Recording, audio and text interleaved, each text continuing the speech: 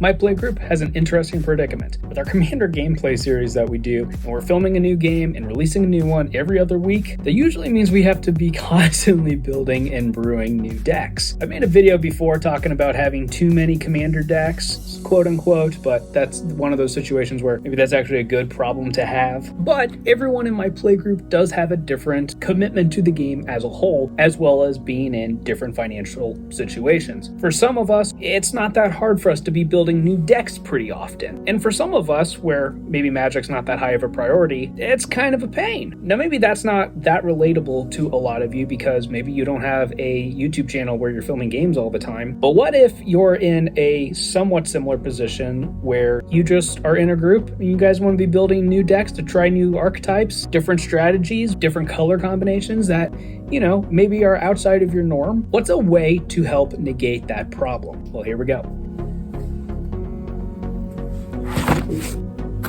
Introducing the community box. Honestly, looking at it kind of hurts because this took forever to organize, but this is just a bunch of cards organized in Wooburg order and then in card type order. This started out as just me organizing cards, trying to go through if I had anything of value that was in the draft shaft pile, and this just kind of expanded into just being something that people can dig through to find cards that they need. And it's not just my cards in here anymore. A couple other guys in the playgroup have added cards they're not currently using in here. And our Christmas episode that just came out a few days ago, go check that out if you haven't. Very fun as always. I found about half of the deck that I built in this box. Steven found about half of the deck that he was building in this box. Tommy, he found 20-30 of the cards he needed in this box, not counting basic lands. So even though this is a fairly new concept in our playgroup, it's already helped quite a bit. Now, yes, there's a lot of draft shaft in here. We've opened a lot of boxes and boosters through the ambassador program, so we've just ended up with a lot of cards that outside of limited you're probably not going to play, and unfortunately that is taking up at least a decent amount of room in here. But this is also chock full of just staples for different colors as well as different archetypes. And again, as something that is pretty new, we've only had this in our group for a few weeks, maybe a couple months. It's already pulling its weight and it's already saving people time and money building new decks. Now again, I think the reasoning behind why we decided to do this is maybe somewhat unique, right? Not everyone watching this, not everyone who plays Magic has a YouTube channel where they're having to build new decks all the time. However, something that you probably can relate to is wanting to,